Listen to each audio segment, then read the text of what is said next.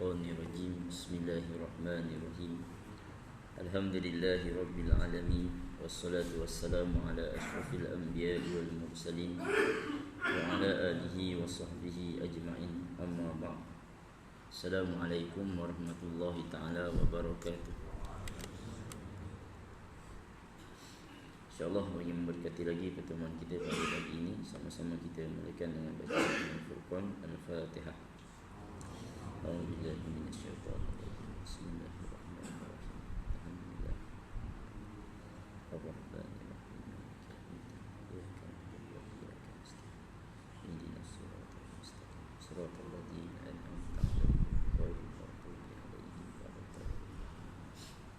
Bismillahirrahmanirrahim. Alhamdulillahi rabbil alamin. Wassalatu wassalamu ala asyrafil anbiya'i wal mursalin wa ala alihi wa sahbihi ajma'in. Allahumma arinal haqqa haqqan warzuqna ittiba'ah wa arinal batila batilan warzuqna ijtinabah.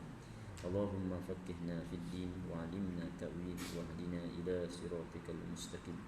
Rabbana atina fid dunya hasanah wa fil akhirati hasanah wa qina azabannar. Wa sallallahu ala sayyidina Muhammad wa ala alihi wa sahbihi wa baraka wa sallam. Alhamdulillahi rabbil alamin.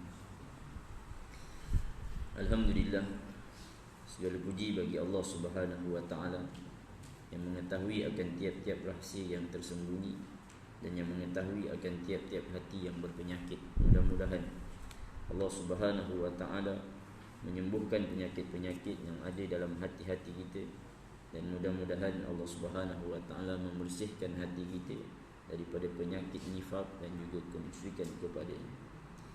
Salawat dan salam ke atas junjungan besar Nabi sallallahu alaihi wasallam yang telah berjuang dengan sebenar-benar perjuangannya mengajak manusia agar mengesahkan Allah Subhanahu wa ta'ala dan mengajak kepada kita supaya meninggalkan sembahan-sembahan selain daripada Allah Subhanahu wa ta'ala. Mudah-mudahan ma atakumur rasul fahuzuhu wa ma nahakum anhu fantahu. Kita menjadi orang-orang yang mendukung apa yang telah diajarkan oleh baginda Nabi sallallahu alaihi wasallam ke atas kita. Selawat dan salam juga ke atas ahli keluarga baginda, para sahabat tabi-tabi'in yang menjadi mata rantai menyambung perjuangannya, menyuruh manusia kepada kebaikan dan mencegah akan kemungkaran.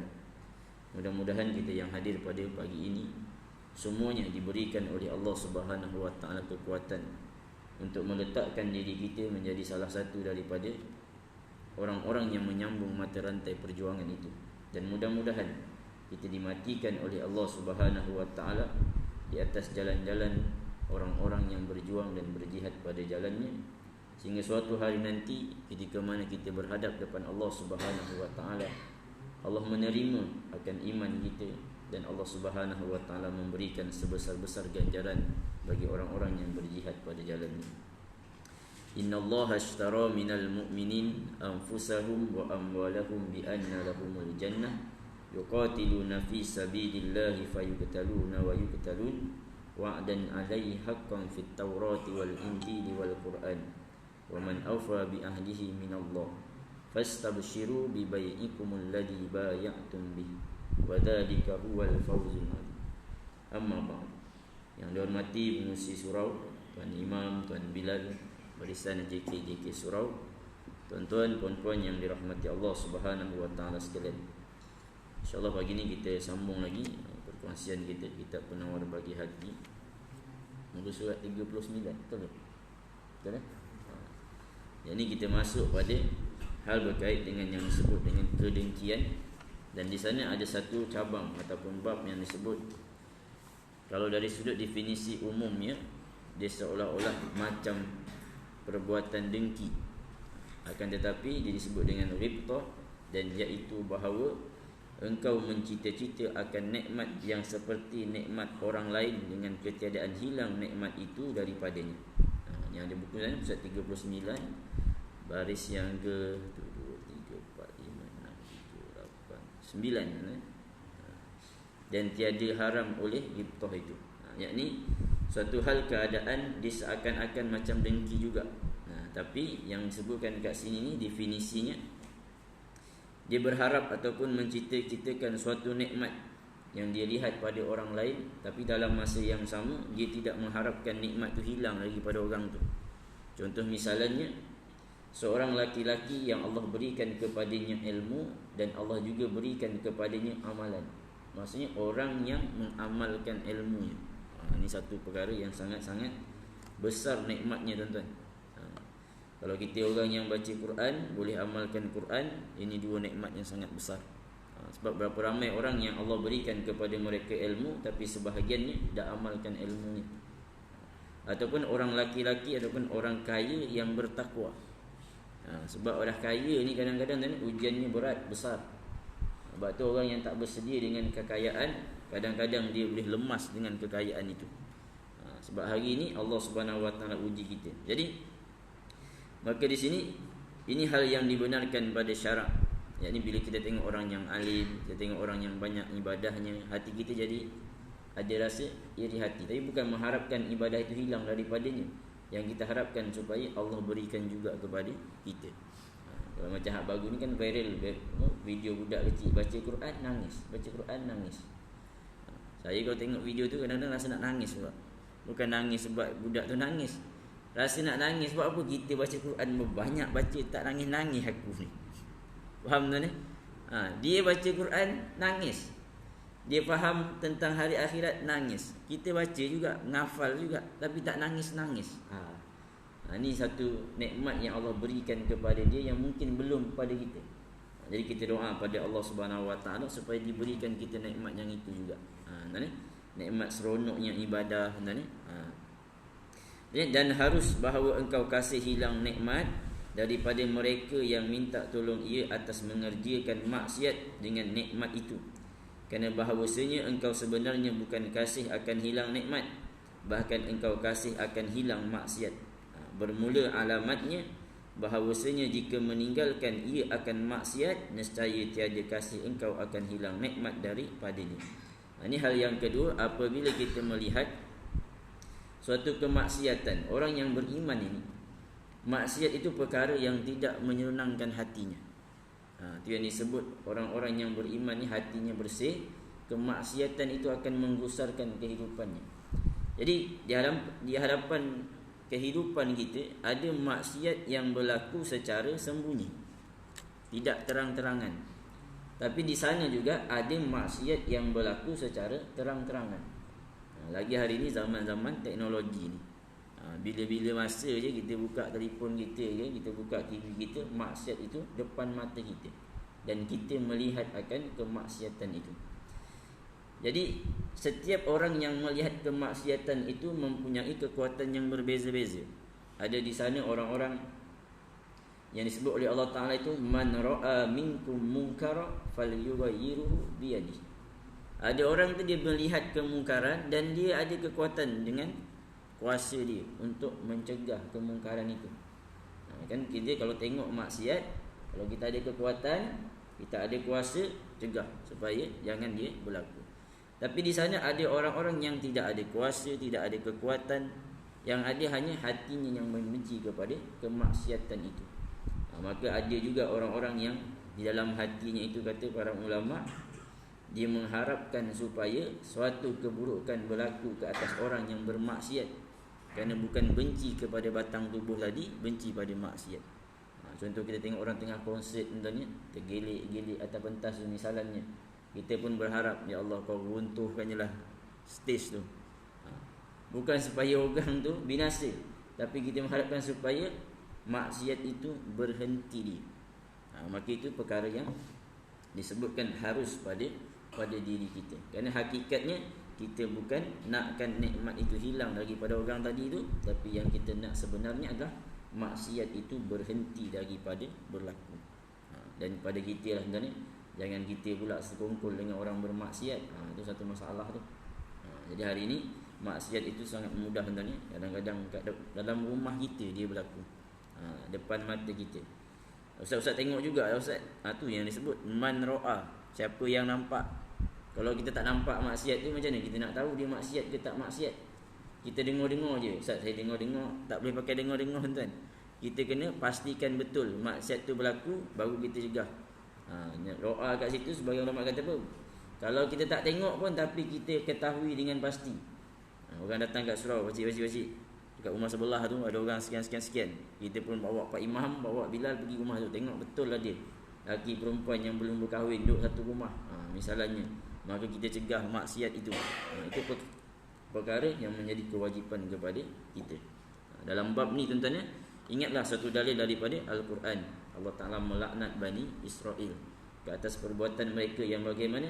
Kanu la yatanahawna am munkarin fa'alu. Orang-orang yang apabila berlaku kemaksiatan, dia buat tak tahu je, buat tak reti je, tak nak dicegahnya. Na'udzubillahi min zalik. Jadi tuan-tuan mati Allah Subhanahu wa taala sekalian, ini berkait dengan dalaman kita lah tuan-tuan. Hati yang membenci kepada kemaksiatan, mengharapkan hilang nikmat daripada orang-orang yang zalim dan juga orang-orang yang bermaksiat kepada Allah Subhanahu wa taala. Kan di sana ada orang-orang yang dengan jawatannya dia melakukan kezaliman. Ada orang dengan kekayaannya dia melakukan kerosakan. Ada tuan-tuan, ada. Ini perkara yang harus kita fahami dalam kehidupan. Benar? Dan ketahui olehmu bahawasanya penyakit hati seperti dengki tiada ada ubatnya melainkan dengan dicampur ilmu dan amal seperti ma'jun. Ini dia dah masuk bab berkaitan dengan bagaimana mengubati akan penyakit-penyakit hati ini. Salah satunya kedengkian ini. Untuk mengubati dia tidak lain dan tidak bukan tuan-tuan, mesti dengan yang pertamanya ilmu. Kalau kita nanti ada apa, mungkin habis baca kitab ni, kita sambung pula kitab Talbis Iblis sebenarnya. Iblis antara perkara yang dia nak daripada kita sebenarnya, dan dia akan segera menghantar bala tenteranya untuk menghalang kita daripada yang bersatunya, dia nak supaya kita jadi orang yang jahil. Kerana orang yang jahil itu, kalau istilah bahasa kita ni, makanan dia lah, mudah dia dapatkan kita. Sebab itu orang-orang yang berilmu itu menjadi musuh kepada dia. Orang jahil yang beribadah dengan orang alim yang tidur. Kan sebagian ulama buat tamsilan gitu kan. Tapi jangan pula tidur je, Ustaz, saya dah alim Ustaz, sebab saya tidur je. Ini orang tak faham kan. Ini tamsilan kepada iblis, bagaimana nak beritahunya tingginya martabat orang yang berilmu. Allah Ta'ala angkat kita ini sebenarnya sehingga diperintahkan malaikat sujud pada manusia. Nabi Adam alaihi salam itu antaranya apa kelebihan Allah Ta'ala beritahu, wa 'allama adamal asma'a kullaha thumma aradahum 'alal malaikah.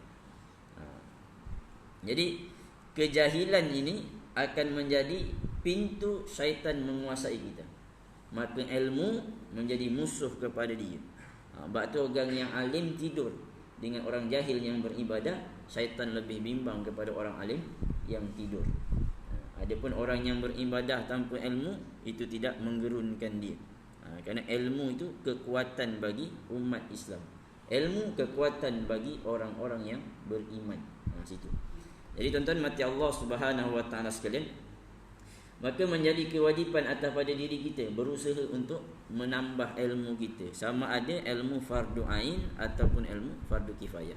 Wajib dan kekuatan kita itu ilmu. Akan tetapi nanti ilmu tanpa disertakan dengan amal, itu tak jadi apa-apa tu. Yang disebut ilmu tanpa amal, serupa pokok tak ada buah. Kita belajarlah hal halal dan juga hal yang haram.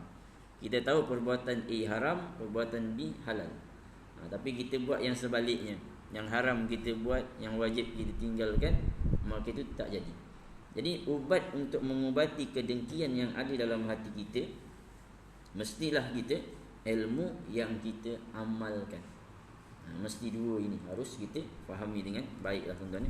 Sebab tu tuan-tuan, kita kalau kita rajin minta ke Allah supaya berikan kita kekayaan, tuan-tuan, berikan kita kehidupan yang baik, tuan-tuan, kita bangunlah tahajud, tuan-tuan, minta buat sembahyang hajat, tuan-tuan, minta pada Allah Ta'ala supaya kita ni diberikan ilmu yang bermanfaat, ilmu yang kita amalkan.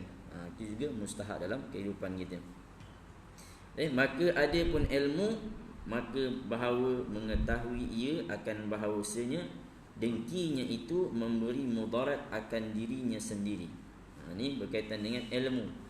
Kita kena tahu dan yakinkan diri kita bahawasanya kedengkian yang ada dalam hati kita itu tidak memberi mudarat ia kepada orang lain melainkan kepada diri kita sendiri. Dan juga tuan-tuan mati Allah Subhanahu Wa Taala sekalian, kehidupan kita ni macam orang tengok kat cermin. Dia tengok cermin nampak muka dia. Kita buat baik, kita akan dapat kebaikan itu. In ahsantum ahsantum li anfusikum wa in asatum falaha, kata Allah. Kita buat kebaikan, kebaikan itu akan balik kepada kita. Bila kita buat keburukan, buat perkara yang maksiat, ke kita juga nanti akibatnya. Gitu kan. Maka sini kena ingatkan diri kita, yakinkan diri kita. Kedengkian kita tidak memberi mudarat kepada orang lain, tapi diri kita sendiri. Dan tiada memberi mudarat ia akan mereka yang dengki ia akan dia, bahkan memberi manfaat ia akan dia. Kalau ada orang mendengki kepada kita, kita tetap yakinkan diri kita. Allah Ta'ala sebut dalam Al-Quran itu, selain daripada Allah Ta'ala itu, la yanfa'uhum wa la yadurruhum, tidak memberi manfaat dan juga tidak boleh beri mudarat. Ustaz, dia yang sakitkan saya tak? Hakikatnya Allah yang menyakitkan kita. Misalnya ada orang mak dia sihir kita, memang sihir ni jahat, tapi kita tetap juga latih diri kita, yakinkan diri kita, yang memberi manfaat, yang memberi mudarat, yang sakitkan aku dengan izin Allah. Kalau Allah tidak berkehendak, tak jadi. Tapi Allah Ta'ala berkehendak, maka jadi. Sebab tu kadang-kadang kalau kita diuji oleh Allah Subhanahu Wa Ta'ala, bukan kerana jahatnya kita, tapi mungkin kadang-kadang Allah Ta'ala nak memperkukuhkan keyakinan kita, supaya kita benar-benar yakin bahawasanya makhluk tidak memberikan apa-apa, tidak boleh buat apa-apa, melainkan dengan izin Allah Subhanahu Wa Ta'ala. Bahkan disebutkan di sini, kedengkian orang kepada kita itu menjadi manfaat pula bagi orang-orang yang beriman dan sabar. Itu yang disebut dengan wabasyiris sabirin. Kita sabar terhadap ujian Allah kepada kita, maka pahala-pahala orang yang mendengki kita itu akan Allah berikan kepada kita, ditambah pula dengan kesabaran kita. Dalam satu bab lagi sebut, kalau orang tu pun dah tak ada pahala kebaikan, keburukan kita akan dipikulkan ke atas orang yang melakukan kezaliman ke atas diri kita. Itu yang disebut dengan kedengkian. Maka kita sama-sama tanya, rajinkan baca Al-Quran. Mudah-mudahan Allah Subhanahu Wa Taala memberikan keyakinan kepada kita bahawasanya setiap yang lain daripada Allah Ta'ala itu la yanfa'uhum wa la yadurruhum, tak sekali-kali boleh memberi manfaat ataupun mudarat. Baik, adapun bahawasanya dengki itu memberi mudarat akan orang yang dengki, maka kerana membatalkan ia akan pahala kebajikannya, seperti yang tersebut pada hadis yang pertama, yakni hadis yang berkaitan dengan al-hasadu ya'kulul hasanat kama ta'kulun nar al-hataba. Ini umpama yang diberikan api yang membakar kayu api. Banyak mana pun kayu api tu, insya-Allah tuan-tuan, sikit api tu lama-lama tuan-tuan habis kayu api tu. Kalau tuan-tuan nak belajarnya mudah ni, tuan-tuan bakar arang. Kan orang nak bakar sate, dia bakar arang tu. Dan menyala baranya tu, biarkan. Cepat dengan lambat je yang membezakan. Tapi ujungnya dia akan jadi debu-debu. Begitulah amal orang yang tidak memperbaiki hatinya daripada kedengkian. Kan dia sebut tu ni, Iblis dia tak bimbang dengan orang yang jahil beribadah. Orang yang dalam hatinya ada kedengkian, dia beribadah, Iblis tenang-tenang aja. Sebab dia tahu pelan-pelan nanti ibadahnya ni hancur, habis. Sebab itu bila kita baiki kedengkian yang ada dalam hati kita, insya-Allah tuan-tuan, ibadah kita akan makin mantap. Mungkin mudah-mudahan suatu nanti Allah Ta'ala beri kita macam mana Allah beri kepada budak tadi tu. Baca Quran rasa nangis rasa. Baca Quran tu rasa tembus sampai ke dalam tu. Bila kita berjaya menyembuhkan penyakit kedengkian yang ada dalam hati kita. Tuan-tuan, kedengkian ni perkara yang tersembunyi tuan-tuan. Kadang-kadang kita tak tahu tuan-tuan. Tengok orang lain nampak, ke diri sendiri kadang-kadang tak nampak. Rupanya ada juga penyakit ni. Ni perkara yang sangat bahaya tuan-tuan. Membatalkan pahala amalan kita ni perkara yang sangat menakutkan. Sebagaimana Allah berikan tamsilan kepada hal keadaan orang yang bersedekah. tetapi tidak menjaga akan adab-adabnya ataupun syarat-syaratnya itu. Dia melakukan dua hal yang disebut manni wal adha, mengungkit-ungkit pemberiannya, menyakiti orang yang diberinya. Allah sebut tu, ya ayyuhalladzina amanu la tubtilu shadaqatikum bil manni wal adha kalladzi yunfiqu malahu ria'an nas famathaluhu kamathali safwanin alaihi turabun fa asabahu wabilun fatarakahu salda. Allah bagi tamsilan tu, ada batu, atasnya ada tanah yang ditumpukkan. Kemudian Allah Ta'ala datangkan hujan, bersih, tinggal batunya je. Esok di akhirat hal yang sebegitu akan berlaku. Dan ini tiap yang Allah Ta'ala sebutkan dalam Al-Quran tu yang disebut zalikal yaumul haq, kata Allah. Apa yang Allah Ta'ala sebut tu akan berlaku, dan mungkin Allah Ta'ala akan perlihatkan kepada kita hal keadaan orang yang Allah Ta'ala batalkan amal-amal kebaikannya. Antara yang disebutkan orang-orang yang murtad, orang-orang yang kafir, yang disebut habitat a'maluhum fid dunya wal akhirah. Dia datang dengan banyaknya kebaikan, sampai depan Allah Ta'ala padam semua, habis, tak ada apa-apa. Sebab tu tuan-tuan mati Allah Subhanahu Wa Ta'ala sekalian, salah satu orang yang dibatalkan oleh Allah Ta'ala akan pahalanya itu orang yang ada kedengkian. Yang lebih sedih lagi ni, satu persatu kebaikan itu diangkat depan mata kita, diberikan kepada orang lain. Hari di mana tidak ada siapa lagi yang boleh tolong kita. Kita hanya ada modal waktu tu kebaikan kita, tapi depan mata kita orang ambil sikit. Lama-lama habis. Itu perkara yang sangat menakutkan buat diri kita. Betul? Tambahan lagi, menyebabkan oleh dengki itu akan murka Allah Ta'ala akan orang yang dengki itu. Kerana murka ia dengan qada Allah Ta'ala dan kikir ia dengan nikmat Allah Ta'ala. Ni orang yang ada penyakit dengki ini ni, dia akan mendapatkan kemurkaan Allah Subhanahu Wa Ta'ala. Marah-marahnya manusia tak akan sekali-kali pernah sama dengan marahnya Allah Ta'ala. Tuan-tuan, kalau hari-hari kita faham ni, makan kita, pakaian kita, tempat tinggal kita, semua Allah yang berikan kepada kita. Dia sediakan kehidupan kita ni A sampai Z. Bayangkan Allah Ta'ala marah kepada kita. Itu perkara yang menakutkan. Takut bimbang Allah Ta'ala tukar kehidupan kita daripada kehidupan yang baik kepada kehidupan yang buruk. Kerana Allah mampu untuk buat begitu. Allah Ta'ala boleh jadikan kita daripada kaya jadi miskin, boleh. Bahkan melarat kita. Allah Ta'ala boleh jadikan kita daripada sihat sakit. Allah Ta'ala boleh buat kita daripada orang yang suka kepada ibadah berubah suka pada maksiat. Itu perkara yang mudah bagi Allah Ta'ala. Allah Ta'ala sebut dia beri hidayah pada siapa yang berkehendak, dan dia menyempitkan dada orang-orang yang disesatkan oleh dia. Itu yang dalam Quran sebut tu, may yuridillah ayyahdiyahu yashrah sadrahu lil Islam wa may yurid ayyudillahu yaj'al sadrahu dayyqa. Allah Ta'ala boleh untuk buat hati kita ni lapang untuk buat amal ibadah, dan Allah Ta'ala boleh jadikan kita ni orang yang hatinya sempit, sesempit-sempitnya dengan ibadah. Ada orang dah duduk depan masjid, tak mahu juga dia masuk masjid sembahyang, tak mahu. Ada orang dah, kalau saya pernah bermusafir dengan kawan kita ni, dia jenis tak berapa nak sembahyang. Sembahyangnya kadang sembahyang, kadang tidak. Tapi dia musafir dengan kita, time waktu solat kita suruh dia berhenti sembahyang. Dah duduk dekat perkarangan masjid dah, speaker tu bapak kuat masjid tu, dia punya azan tu boleh tembus lah dalam telinga kita ni.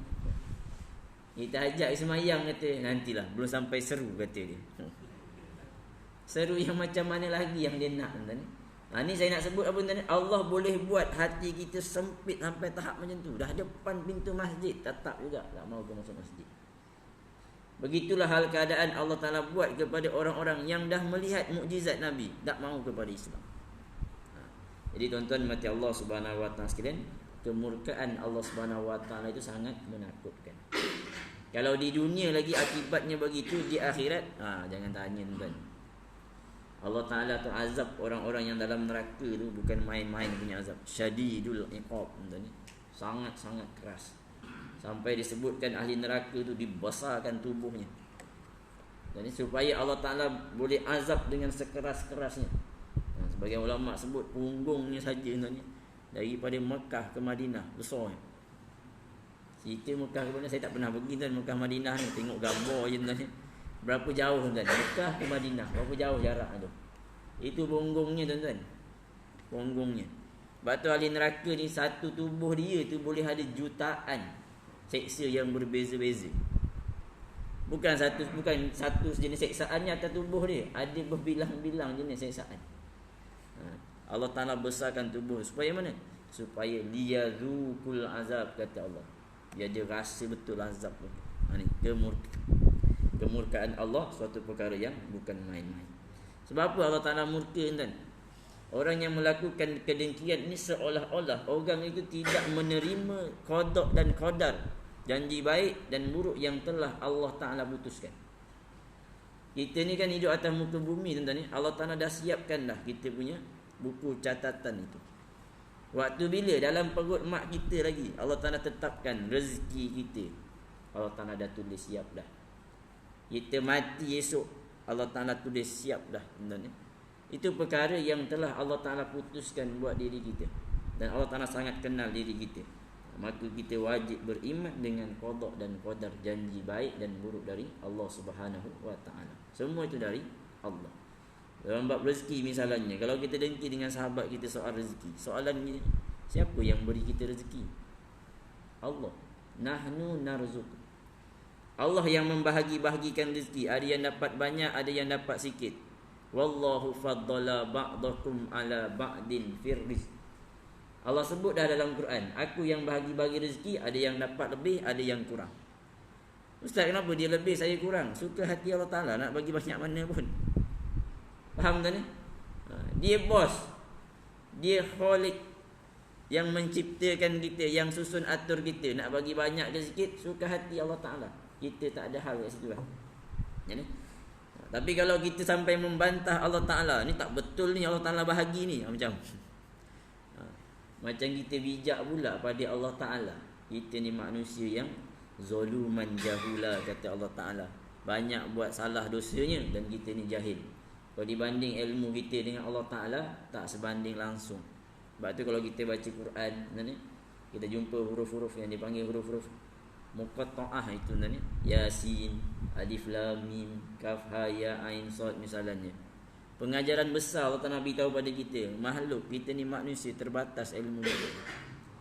Jangankan satu hukum Allah Ta'ala, Allah datang pada kita 3 huruf pun kita pening dah nak mikir ni apa benda ni.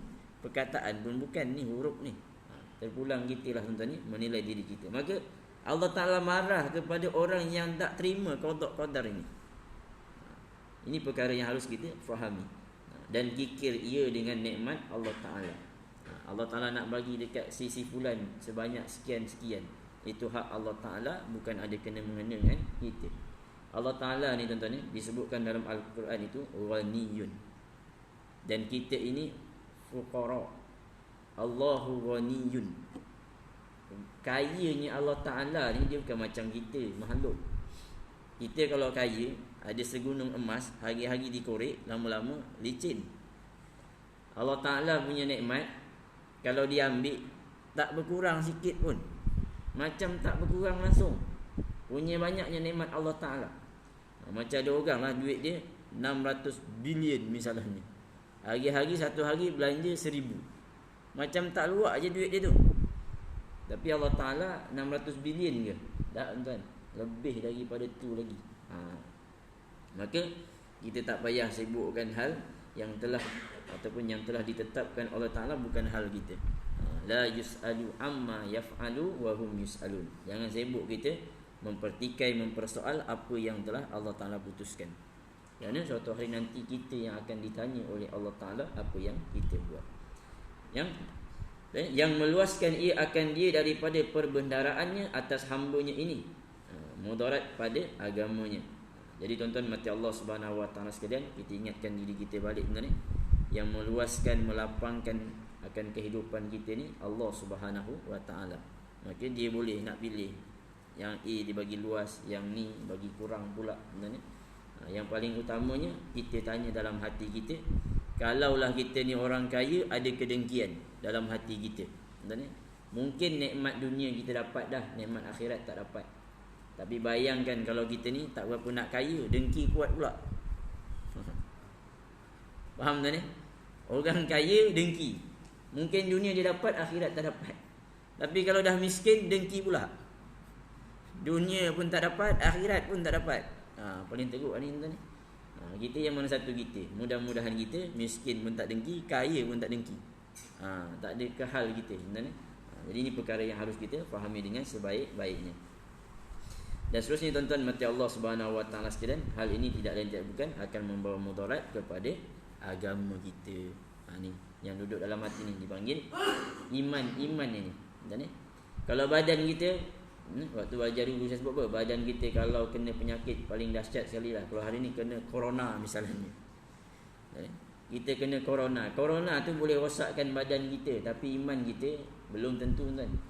Kalau kita jaga dia elok, tuan, iman kita, badan kita mati, iman kita akan tetap terus hidup sampai jumpa Allah Taala esok.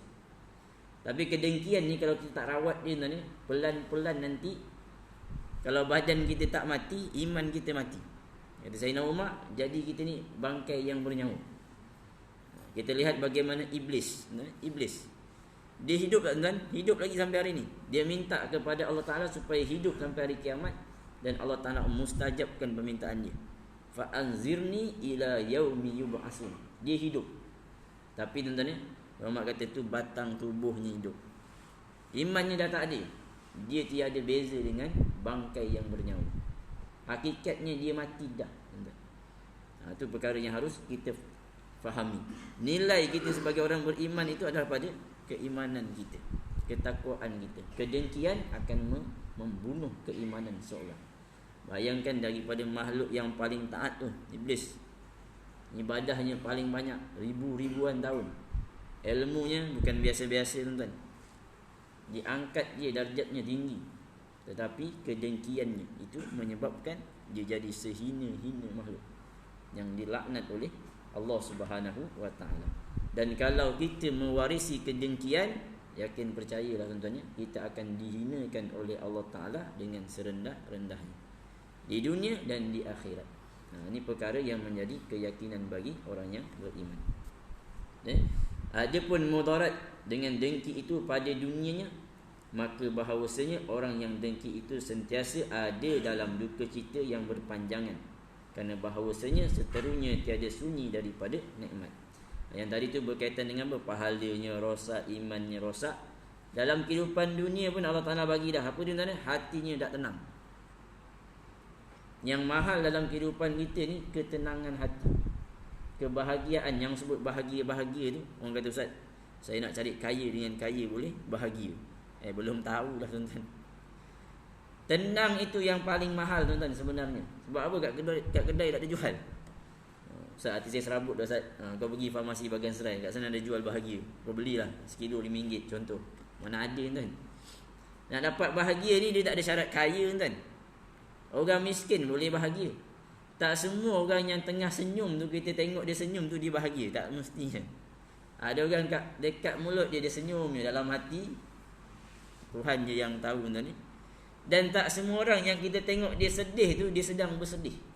Tak semua orang. Ada orang tengah sembahyang nangis dia tuan ni. Dia tengok kenapa lah pakcik ni asyik nangis kerjanya. Dia sedang mengenang dosa-dosanya. Itu kebahagiaan sebenarnya. Jadi bahagia-bahagia ni perkara yang paling mahal. Tetapi dia akan terhalang dengan sebab salah satunya kedengkian.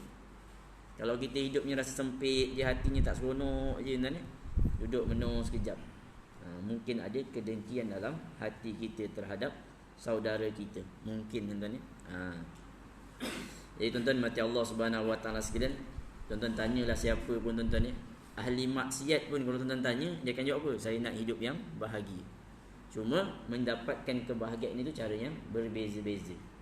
Ada orang dia anggap kekayaan itulah bahagia. Ada orang kata jawatan itulah kebahagiaan. Ada orang kata, Ustaz, kalau saya isteri cantik bahagia. Ada yang satu lagi, Ustaz, kalau saya kahwin 4 bahagia saya, Ustaz. Contoh tuan ni. Itu tafsiran masing-masing tuan ni. Umpama macam orang yang ketagih dadah. Nah ni. Dia kata kalau saya dapat dadah Ustaz, wah bahagia rasa. Hilang masalah. Macam orang yang mungkin minum arak. Dia kata bila minum arak tu rasa wah feeling je, hilang masalah. Tuan-tuan, kita faham tuan ni, orang minum arak tu masalah yang hilang ke dia hilang ingatan? Masalah dia tak hilang tuan-tuan, ingatan dia yang hilang.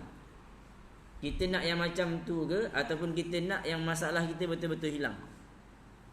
Kalau kita nak betul-betul masalah kita hilang, buah kedengkian dalam hati kita, insya-Allah kebahagiaan datang.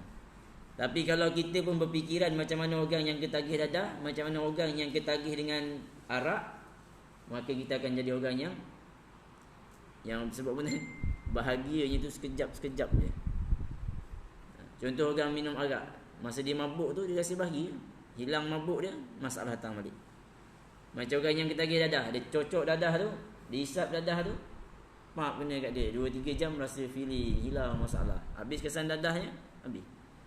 Begitu juga orang yang contohnya dia anggap kekayaan itu membahagiakan, dia pun kejar cari kekayaan. Kedengkian tak dirawat daripada hatinya, dia pun dapat duit. Masa pap dia dapat duit depan mata dia 5 juta. Oh, bahagia waktu tu. Esok kejar lagi tuan-tuan. Ada kata Ustaz, isteri cantik Ustaz, itu kebahagiaan. Waktu dia kahwin akad nikah, yes, punya seronok tuan ni. Berjaya kahwin dengan perempuan cantik, idaman hati, contoh tuan ni. Seronok dia tu. 3 hari lepas pada tu moncong je. Dah kenapa kau ni? Gaduh malam kata. Elok 3 bulan, pergi mahkamah pula tuan ni. Ni tuan ni. Kebahagiaan yang bukan pada jalan yang betul, umpama orang hisap dadah tadi tuan ni, akan hilang. Tapi kalau orang yang betul-betul dia cari kebahagiaan seperti mana yang diajarkan oleh baginda, kita akan tengok tuan ni. Kita tengok kehidupan para ulama cukuplah tuan-tuan. Tak ada rumah besar pun, tenang aja. Makan pun bersilih atas rantai je. Tak payah nak pakai hidang-hidang pelik-pelik tuan-tuan ni. Nasi putih, lauk telur pun elok makan, senyum je. Ada masa main dengan anak, ada masa dengan cucu, ada masa sembang dengan jiran. Masanya tu rasa berkat betul. Kita ni kadang-kadang, kalau saya sendiri dah tuan-tuan ni, kadang-kadang kita tengok kawan-kawan kita ni yang Allah Ta'ala berikan keberkatan pada masanya tuan ni, dengan jawatannya, dengan kerjanya punya banyak tuan ni, macam-macam dia boleh buat. Kita yang rasa aku ni baru pegang 1-2 jawatan dah macam dah penuh betul, banyak benda tak boleh nak buat, menung kita. Aku yang tak sempat masa ke, Allah Ta'ala cabut berkat masa aku, sampai rasa sempit masa kita sehari tu. Ada orang 24 jam kat Allah beri pada dia, macam-macam dia boleh buat. Ada orang Allah Ta'ala bagi 24 jam kat dia, nak baca Quran 10 muka pun tak sempat, nak zikir 100 kali pun tak sempat. Sembang dengan kawan tadi, alhamdulillah kata istighfar 100 lepas, baca Quran sejuzuk lepas, zikir 1000 kali lepas, lepas semua. Masa dengan anak, ada anak ajar anak ngaji pun sempat. Kita tu kadang-kadang saya duduk muhasabah diri, ya Allah, mana penyakit aku yang belum selesai lagi ni. Kalau ada kedengkian, bersihkanlah kedengkian. Takut bimbang sebab penyakit kita tu, kita jadi orang yang hidupnya rasa sempit, tak kena je. Gitulah tuan-tuan ni. Jadi tuan-tuan ni berkawanlah dengan orang-orang yang berjuang untuk agamanya. Tuan-tuan akan tengok bagaimana Allah Ta'ala tunjukkan depan mata kita berkatnya masa dia. Pagi tadi kat Kuala Lumpur, petang dekat Perak dah. Esok pagi kuliah subuh, Kuala Lumpur balik tuan-tuan ni. Tapi kehidupannya berjalan beres je, tak ada masalah apa-apa. Allah Ta'ala tunjuk tuan ni. Jadi tuan-tuan mati Allah Subhanahu Wa Ta'ala sekalian, maka siapa-siapa yang nakkan kebahagiaan tadi, dia jumpalah ahli psikologi seminggu sekali pun tuan-tuan ni. Macam-macam dia buat pun tuan, tapi kalau tak pernah diusahakan untuk buang kedengkian daripada hatinya, insya-Allah tuan-tuan, dia akan susah untuk dapatkan kebahagiaan dan ketenangan. Yang kita nak itulah tuan-tuan ni. Orang tengok kita susah, kita tak rasa susah. Orang tengok kita miskin, kita tak rasa miskin. Orang tengok kita sedih, kita tak rasakan kesedihan. Ada orang isteri mati dengan dia rasa macam nak mati sekali tuan ni. Ada orang isteri mati, dia relax, tenang, senyum je. Bukan senyum sebab nak kahwin lain tuan-tuan ni. Tapi sebab dia redha pemergian itu. Hatinya tak gundah gulana, tenang, relax je. Nak buat macam mana Ustaz? Barang pinjam, kata. Allah Ta'ala beri pada saya, Allah Ta'ala ambil hari ni daripada saya. Saya jaga barang orang je. Ni saya pernah jumpa tuan ni, Allah Ta'ala uji tuan ni. Isterinya meninggal, anak-anaknya meninggal, aksiden tuan-tuan, meninggal semua. Tengok dia, kalau saya tak tahulah tuan-tuan, mau menangis-nangis waktu mandi kan tuan. Dia relax je, muka tenang je, tak ada nak teresak-esak ke. Kita kadang-kadang tengah semayang tu sedih kan tuan, dia relax tenang je, sembang-sembang dengan dia. Dia jawab mudah je. Allah beri kita pinjam, dia ambil balik. Nampak tuan-tuan hatinya tenang. Ada orang bukan mati bini, putus tunang ni. Faham tak ni? Bukan mati bini, putus tunang je, berdiri kat tepi jembatan orang, nak terjun dah, nak bunuh diri. Ni Allah Ta'ala sebutkan manusia tuan-tuan ni, innal insan khuliqa halu'a iza massahu syarru jazu'a. Allah ciptakan manusia ni keluh kesah. Kita ni berkeluh kesah, memang hasil kesah. Ditimpa musibah bertambah-tambah lagi. Tapi Allah Ta'ala illal musallin, ayatnya panjang lah tuan-tuan ni, alladzina hum ala salatihim daimun. Allah Ta'ala berikan pengecualian kepada siapa? Orang-orang yang menjaga solatnya, yang tak terlibat dengan yang haram, yang menjaga agamanya. Biar dia dah ditimpa musibah, tenang lagi tuan. Biar dia berikan nikmat, dia tak lupa kepada Allah Ta'ala. Salah satunya kedengkian yang dapat dirawat itu. Yakin percayalah tuan-tuan ni, kedengkian itu biar dirawat, kita akan hidupnya lebih lapang. Tak percaya, tuan-tuan try buat tuan-tuan. Orang yang pernah hidup dalam belenggu kedengkian, kemudian dia keluar daripada belenggu itu, dia akan nampak beza kehidupan dia. Kalau dulu rasa macam gelap je kat depan mata, tapi bila dia keluar rasa lapang je depan mata dia. Kalau saya dah pernah rasa tuan-tuan. Saya sebut ni sebab dah pernah rasa dah. Kita dah pernah hidup dalam keadaan jahil, hati penuh kedengkian, dan hari ni kita dah keluar daripada jalan itu. Kita rasa beza dah hidup kita. Lebih tenang yang sekarang pada sebelum ni. Lebih tenang sekarang, tak ada sibuk ke hal orang lain. Kau nak dapat berapa, kau nak dapat apa, itu Allah beri pasti kau. Tak ada kena mengena dah dengan kita. Tak adanya rezeki kita hilang lah apalah tuan.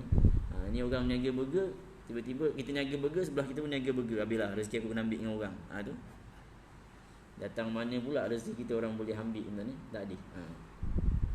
Baik tuan ni, kerana orang yang kita dengki tuan ni, kita dengki kat siapa pun tuan-tuan ni, dekat si A ke si B ke, kalau Allah Ta'ala dah takdirkan nikmat tu ke dia, kita boleh tahan tak tuan-tuan? Nikmat tu daripada pergi ke dia? Tak boleh. Selagi mana kita tak boleh nak tahan nikmat yang Allah Ta'ala nak beri kepada orang lain, maka selama itulah tuan-tuan ni, orang yang hatinya dalam kedengkian itu akan sempit. Ni kesempitan-kesempitan yang kita nak buang. Tuan-tuan ni, mudah je tuan-tuan ni. Kita kalau muhasabah diri kita kan, sebelum tidur Nabi ajar pada kita muhasabah diri. Tuan-tuan ni, duduk menung-menungkan diri kita. Maka salah satunya kita tanyakan, hari ni ada tak aku rasa sakit hati dengan orang? Ni antara yang guru saya pesan. Kamu kalau sebelum tidur, jangan diingat duit dalam bank tu tak penting tu. Kalau dah memang dalam bank tu ada RM5, kau ingat macam mana pun RM5 juga, dia tak tambah jadi RM500. Tetap itulah. Dan yang kena nak dipikir waktu sebelum tidur tu, nombor satu, tanya dulu, ada tak hari ni sakit hati dengan orang? Rasa tak seronok dengan saudara kita? Kalau ada tuan ni, maka tanyakan diriku, sebabnya apa ni? Sebab aku rasa bagus pada dia ke? Sebab aku ni ada rasa tak suka dengan dia ke? Apa benda ni? Kalau ada tuan ni, duduk menung sekejap. Yang kita nak fikirkan bukan masalah kita dengan orang tu. Yang kita nak fikirkan, ni yang masalah aku ni apa ni? Takut ada takbur dalam hati kita, takut ada ujub dalam hati kita, takut ada kedengkian dalam hati kita. Yang itu yang bila kita nak tidur ni, kita pegang dan Allah Ta'ala sebut, walladzina jahadu fina lanahdiyannahum subulan. Orang yang bersungguh-sungguh nak buang kedengkian, dia doa minta kepada Allah, Allah Ta'ala akan tunjuk kalau penyakit tu ada. Yakin tuan-tuan? Sebab tu bila kita rasa, aku macam ada dengki kat orang hari ni, sebab tu sebelum tidur dah habis kita baca Fatihah, ayat kursi 3 kul tuan-tuan ni, doa, ya Allah, bangunkan aku waktu malam nanti nak bermunajat padamu, minta supaya kedengkian itu dibuang. Ini antara rahsia kalau tuan-tuan nak jadi orang yang boleh istiqamah bangun malam, doa macam tu. Kita bukan bangun malam nak tunjuk kat isteri kita aku soleh, tak, yang tu tak penting tuan. Kita doa, ya Allah, Yakinlah tuan-tuan ya, kalau kita niatnya betul nak baiki diri kita, Allah Ta'ala akan tunjukkan kita mana salah kita. Kadang-kadang kita tak terfikir, tapi Allah Ta'ala beri ilham pada kita. Hari ni engkau ada buat suatu dosa. Apa dia? Riak terhadap amal ibadah. Allah Ta'ala akan jentik dalam hati kita. Allah Ta'ala akan tunjukkan dekat mata kita. Ilmu kita kan adalah tadi doa, ya Allah bangunkan aku malam ni. 2 rakaat pun jadilah ya Allah. Aku nak munajat kepadamu, mohon ampun atas dosa yang aku buat dah tadi. Minta pada Allah, ya Allah mudah-mudahan esok aku tak buat dah. Itu tuan-tuan ni. Lepas tu belum nak tidur doa. Boleh bangun malam solat 2 rakaat. Doa dan minta pada Allah Ta'ala. Ada kadang-kadang, Ustaz, saya dah minum air Ustaz, sebelum minum tu 1 liter minum air. Bangun malam, bangun pergi kencing dia kata. Lepas tu sambung tidur balik dia kata. Tak jadi apa kata. Ustaz, saya dah kunci jam Ustaz. Orang kata jangan kunci jam dekat-dekat, kunci jam jauh-jauh. Biar kita bangun nak pergi matikan jam tu. Dia kunci atas almari tuan-tuan ni. Lah sekali dia ambil, dia tepuk je jam tu. Pam berkecai, sambung tidur lagi. Kadang-kadang payah nak bangun tuan ni. Tapi insya-Allah tuan ni, kita tengok ulama ajar pada kita. Kita bangun sebab apa? Nak minta pada Allah Ta'ala supaya dosa kita itu Allah Ta'ala gantikan dengan amal kebaikan. Allah akan bangunkan kita tuan-tuan. Allah bangunkan kita. Kalau kita tadi minum air nak kencing, kita pergi bukan kencing saja, kita akan Allah beri kekuatan apa dia? Ambil wudu. Allah akan berikan kita kekuatan mana? Rentang sejadah kita, bayang 2 rakaat.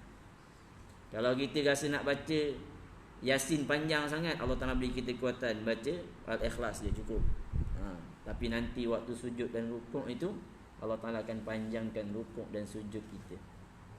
Kadang-kadang waktu kita munajat sebelum bagi salam yang terakhir tu, waktu tu Allah Ta'ala bukakan pintu hati kita nak minta sebanyak-banyaknya. Dan kadang-kadang tadi rasa macam nak minta 2 benda je.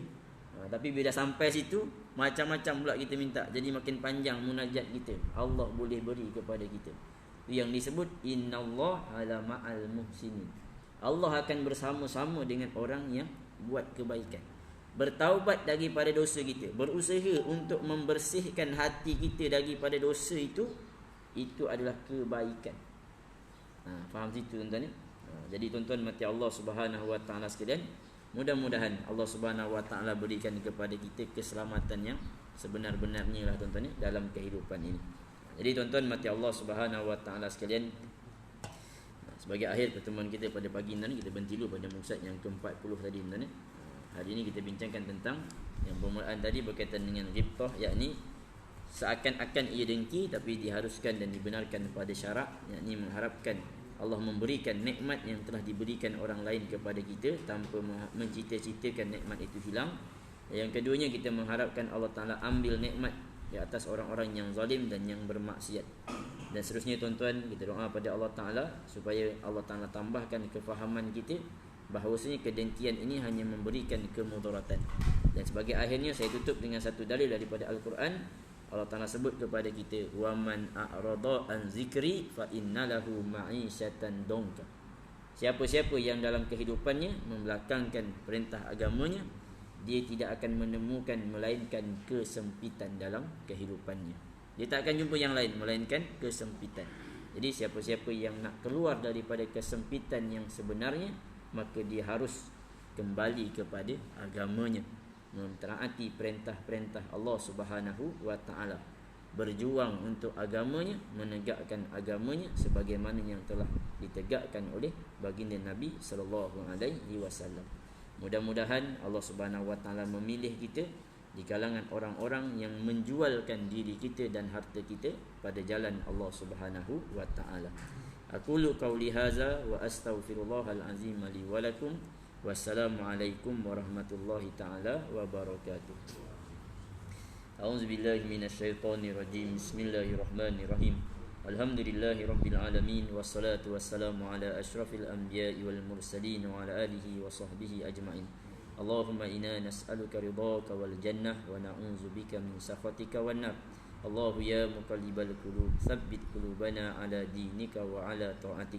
Rabbana atina fid dunya hasanah wa fil akhirati hasanah wa qina adzabannar. Wa sallallahu ala sayyidina Muhammad wa ala alihi wa sahbihi wa baraka wa sallam. Walhamdulillahi rabbil alamin. Rabbanallahu minkum.